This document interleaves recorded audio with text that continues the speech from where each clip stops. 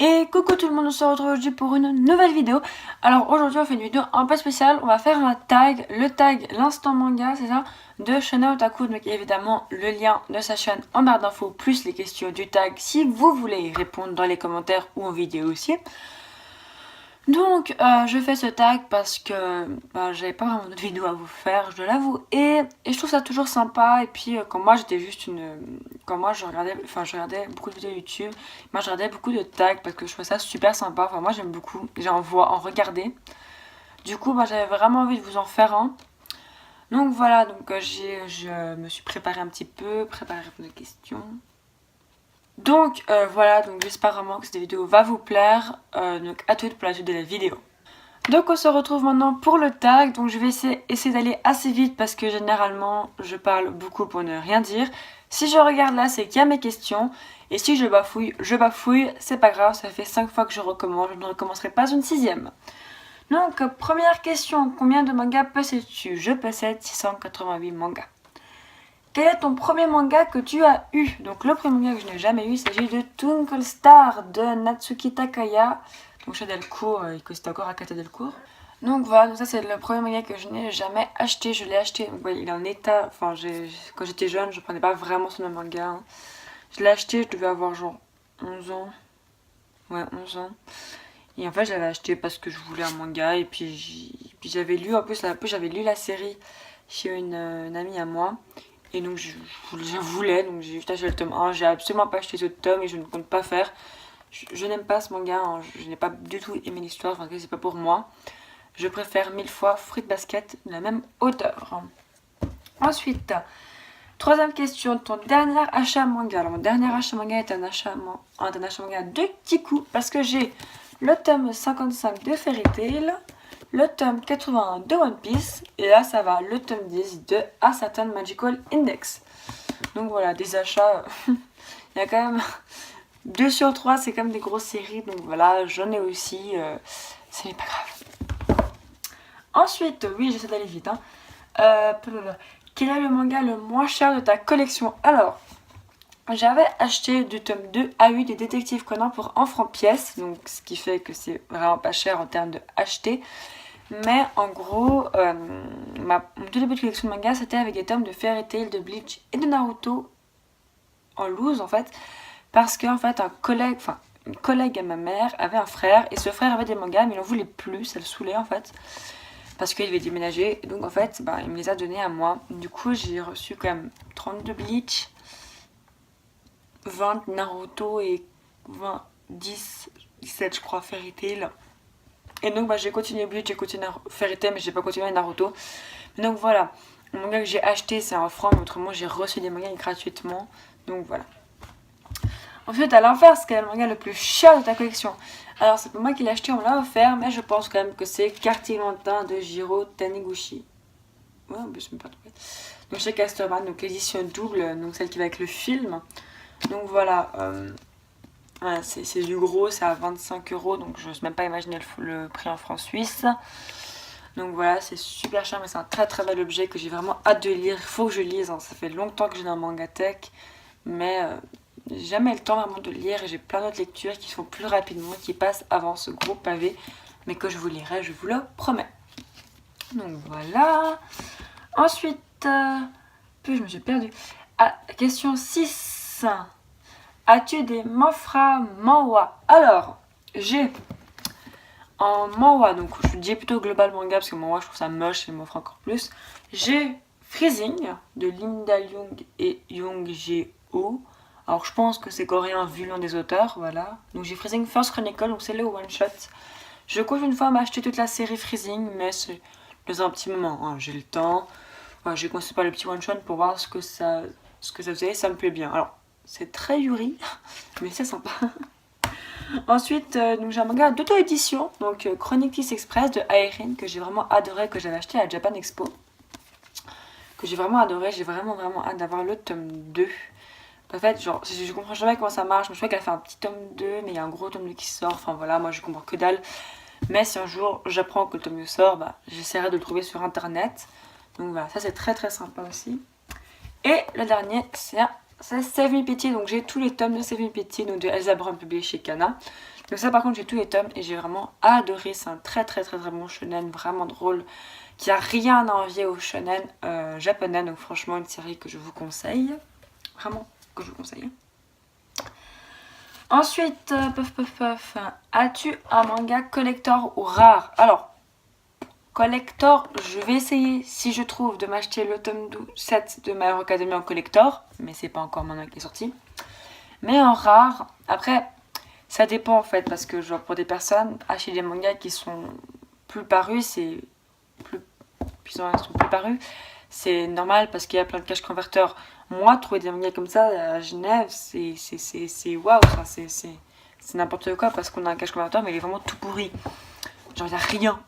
Et il n'y a pas vraiment de magasin d'occasion, donc du coup, j'ai eu du bol une fois de trouver les 3 tomes de Soul Drop et les 4 ou 5 tomes de Gunta, 5. Donc en fait, c'était des packs et j'avais acheté ces 2 packs parce que je trouve qu'ils m'a coûté vraiment pas cher les mangas.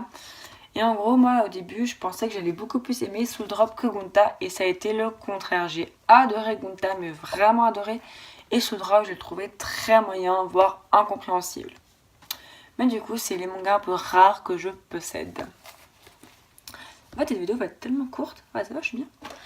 Ensuite, quel est le ou la mangaka dont tu as le plus de séries? Alors, c'est Hiro Mashima. Hein. Vous allez très vite apprendre à me connaître. Je suis une grande fan de Fairy Tail. Et donc, une grande fan de Hiro Mashima. Donc, vous voyez là, j'ai 22 premiers tomes de Rave que j'essaie de me rattraper petit à petit. Donc voilà, il me reste plus que 13 tomes à acheter, j'aurai toute la collection. Et en fait, vous voyez pas, mais en bas, j'ai un étage dédié à Hiro Mashima. Peut-être que j'essaierai de vous mettre en photo, je sais pas encore, je verrai si j'ai pas trop la flemme. Et donc là, j'ai toutes les séries de l'auteur qui sont parues, donc Fairy Tail, Mashima N, Monster Hunter Orage,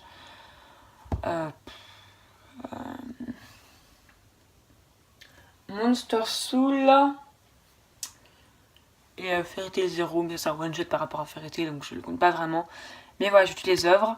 Autrement, parce que moi, il faut savoir que j'aime beaucoup fonctionner par auteur. C'est-à-dire que si un auteur, j'aime beaucoup ses œuvres, il y a de grandes chances que j'essaie d'avoir toutes les œuvres de l'auteur. Donc par exemple, j'ai toutes les œuvres que Kazuo Kato a faites, qui sont sorties en tout cas en France, mais je crois que c'est toutes les sorties qu'elle a faites. Donc avec Blue Exorcist, Time Killer et Space Traveler. Et par exemple, j'ai une liste de mangas, en fait, j'ai une de mes wishlist, c'est tout simplement les séries, les auteurs et les séries que les auteurs ont faites, tout simplement parce que j'adore. Après, je pense qu'à un moment, j'aurai plus de séries de Hiroeko Araki que d'Hiro Mashima, parce que vu que je compte me faire tous les JoJo, il y a 7 saisons, tiens.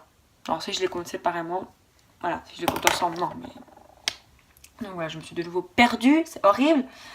Donc, ensuite, quels sont, parce que moi j'ai plusieurs, la première de couverture préférée parmi tes mangas. Donc j'en ai choisi plusieurs. Alors il y en a plein qui auraient pu entrer, il y en a plein que c'est tout simplement parce que c'est des couvertures qui ont un grand sens à mon avis, mais c'est vraiment les couvertures, je vais choisir que les couvertures esthétiques, ou esthétiquement elles me plaisent. J'ai choisi ces 6 là je crois.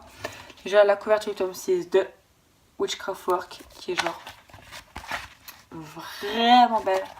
Ah, les couvertures de Witchcraft Work, c'est impossible de dire que c'est moche quoi. Ouais, c'est pas possible. Enfin, Witchcraft Work, faut assumer, c'est magnifique. La série est compliquée, mais les couvertures sont chialées. Enfin, voilà quoi. Voilà. Ensuite, un petit nouveau, c'est la couverture du tome 2 de Golden Kamuy. J'adore la couverture du tome 1, mais la couverture du tome 2 est aussi magnifique. Franchement, waouh, ce loup, je trouve ça trop beau. Ça, c'est vraiment une couverture que j'adore par son style vraiment très différent. C'est la couverture du tome 1 de Kid I Luck. Je l'adore parce que c'est vraiment un style tellement différent. Enfin, ce style un peu avec des points, j'adore. Là, vous allez voir, ce style avec des points, je trouve ça trop beau, trop stylé. J'aime vraiment. Enfin, j'adore ça, j'adore cette couverture. Les couvertures de Kid I Luck sont vraiment toutes des coups de cœur, mais elle, c'est encore plus parce que j'adore ce personnage. Enfin, j'adore cette manière, j'adore. Ensuite, une couverture qui est tellement belle, mais toutes les couvertures de cette série sont belles, c'est Pandora Hearts. La couverture du tome 24 est juste magnifique. Il y a aussi la couverture du tome 24 plus 1 qui est aussi belle, mais voilà. Elle, vraiment, si je veux choisir une couverture de la série, ce serait vraiment elle, parce que waouh. C'est vraiment super beau, j'adore. En plus, j'aime beaucoup ce personnage. Une couverture d'une série pas très connue mais que j'adore parce que je sais pas pourquoi j'ai eu un coup de cœur face à cette couverture et j'adore le personnage, c'est Beyond Evil, le tome 3. Donc j'adore cette couverture, je trouve ça trop beau. Enfin, je trouve ce vert, waouh, j'aime le dos, je m'en fiche, mais alors le devant de la couverture, c'est waouh, enfin j'adore. En plus, j'aime trop le personnage, vraiment, c'est une couverture que j'aime beaucoup. Alors, comment c'est même pas une couverture, voilà, mais c'est vraiment une couverture que waouh, j'adore. Et quand je pense couverture préférée, je pense vraiment à elle direct.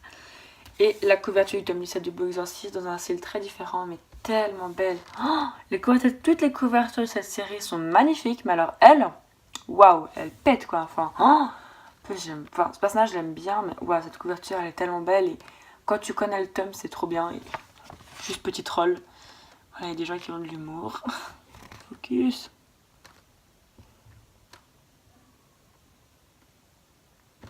Non, t'as pas voulu, mais voilà. Franchement, waouh, une couverture vraiment belle. Donc voilà, c'est la petite couverture préférée. Après, je peux quand même vous parler de celle de Quartier Lointain qui est trop belle. Et plein d'autres qui sont vraiment magnifiques. Mais non, je ne vais pas parler parce que sinon on est vraiment encore là demain. Ensuite, question 10. Question 10, oui. As-tu un manga nostalgique? Si oui, nous raconter son histoire. Et ben, je vais pas être très inventive. Certains diront que je suis une kikou. Moi, c'est Fairy Tail. Parce que, en fait, c'est le manga qui m'a fait aimer les mangas. J'avais lu Rave aussi, je te montre du même auteur. Et j'avais aimé, mais ça m'avait pas mis au manga plus que ça, en fait. Disons, j'étais un peu genre, ouais, bah c'est sympa le manga, quoi.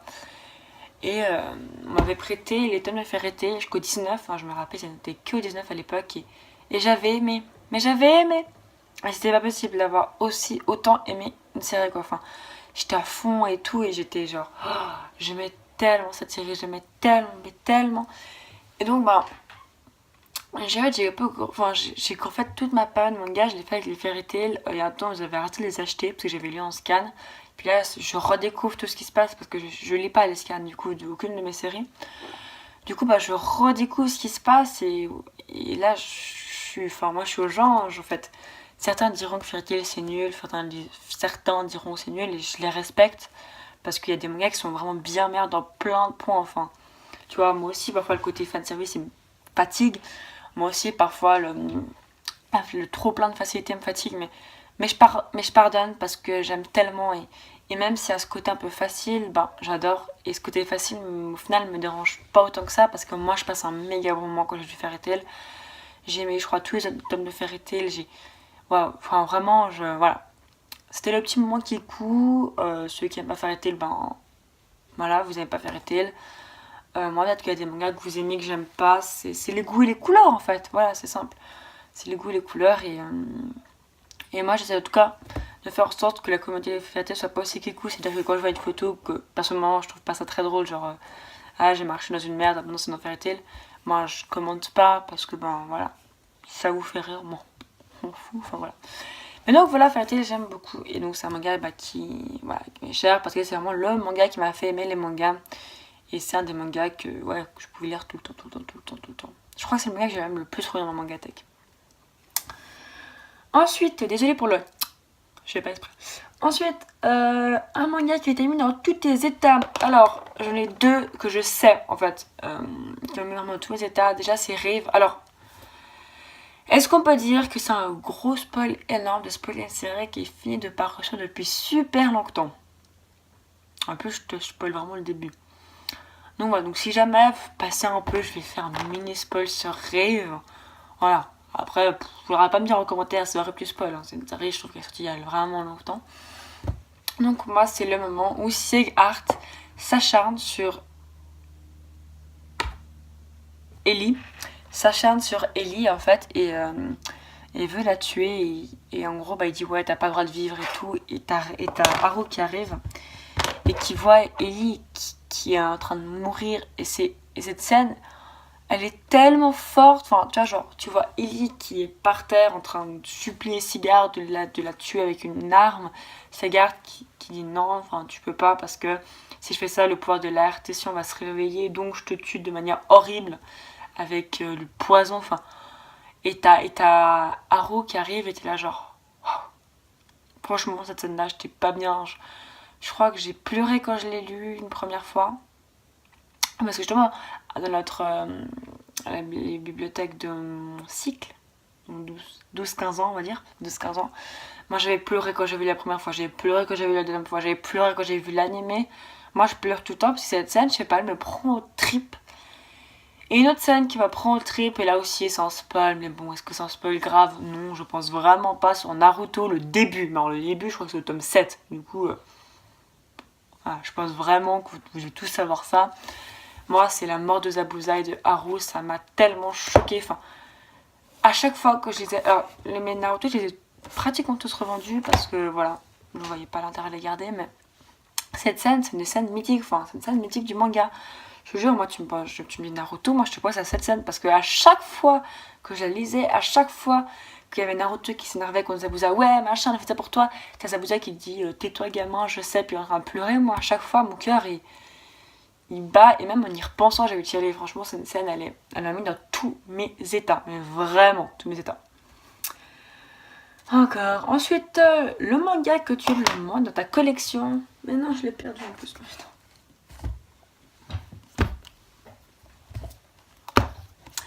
Tada! Et oui, le premier manga que j'ai, c'est le manga que j'aime le moins dans ma collection. Tout simplement parce que c'est un shoujo que je n'aime pas. Je suis déjà pas très shoujo de base. Mais celui-là, franchement, je l'aime pas du tout. Mais vraiment, c'est vraiment... Je l'aime pas. Enfin, c'est mon goût. Peut-être qu'il y a des gens qui l'adorent. J'ai adoré Fruit Basket de Natsuki Takaya. Mais ça, j'ai pas du tout accroché à l'univers, au truc. Enfin, j'ai pas du tout...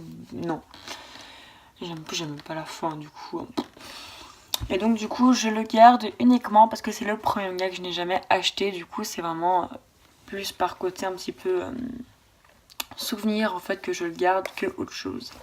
Et j'ai des plaques rouges. Je suis en train de faire une allergie. Trop drôle. Voilà, c'est vraiment plus pour ça qu'autre chose que je le garde. Ensuite, possèdes-tu un manga en VO? Et oui, parce qu'en fait maman est allée à New York et j'aimerais me ramener un manga en VO si elle trouvait.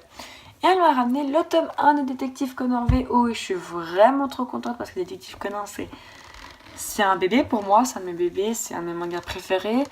Et donc bah, voilà, j'ai mon tome 1 en VO, c'est un peu... ouais, c'est ma collection quoi, c'est pour ma collection personnelle, c'est... Ouais, c'est tellement stylé, j'adore, franchement, Détective Conan, voilà.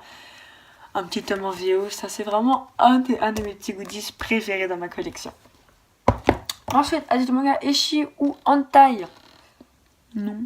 Alors, Hentai, j'ai pas, j'ai du yaoi, mais Hentai, j'ai zéro, ça m'intéresse pas du tout. Et du Eshi, peut-être, mais enfin, tu vois, c'est. Enfin, quand je regarde un manga, je regarde jamais le type aventure, science-fiction, je regarde jamais ça. Les couvertures, le synopsis, c'est tout parce que, genre, j'y pense jamais, donc du coup, je sais pas. C'est juste truc Eshi ou Hentai et j'ai vraiment eu la flemme de chercher. La dernière question, ça va, ça aurait été assez court. La 15e et dernière question, ta maison d'édition préférée et celle que tu n'aimes pas. Alors, ma maison d'édition préférée, c'est Kiun. En gros, si vous préférez, tout là jusqu'à là environ, c'est du Kiun. Donc, tout ça, c'est du Kiun. Je suis une grosse fan de Kiun. Je suis une grosse fan de des titres qu'ils éditent en fait. Je me retrouve vraiment dans les titres qu'ils éditent. Après, j'aime beaucoup Kana, parce que leurs prix sont pas chers. Puis j'aime aussi beaucoup ce qu'ils éditent. Moi, il y a plein de maisons d'édition comme ça que j'aime beaucoup. Mais vraiment, Kiun, si je devais dire mon petit chouchou. Une maison d'édition que j'aime pas, bon, pas vraiment. À part, si on peut dire Panini, parce que. Enfin, 15 balles pour un manga. Attendez. Donc 15 balles pour un manga de cette taille-là, ça me fatigue un petit peu. Enfin, je trouve ça extrêmement cher pour pas grand-chose.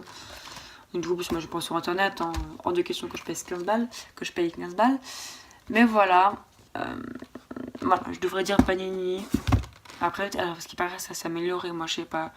Panini, le truc, c'est qu'ils éditent aussi beaucoup de shoujo et moi je me retrouve pas vraiment dans le shoujo. Enfin, c'est comme Soleil Manga, ah si, j'ai un titre Soleil Manga. Mais voilà, enfin, Soleil Manga, c'est une maison d'édition qui édite beaucoup de shoujo, donc forcément, moi je me retrouve pas du tout dans leur type. Mais c'est pas pour ça que je les aime pas. Donc voilà. Donc c'est déjà la fin de cette vidéo, j'espère vraiment qu'elle vous aura plu. Donc voilà, j'ai fait ce petit tag pour que vous appreniez un peu à me connaître un peu mieux. Je lancerai plus tard, hein, dans le futur, lointain, une FAQ, pourquoi pas. Mais voilà, un petit tag pour que vous me connaissiez.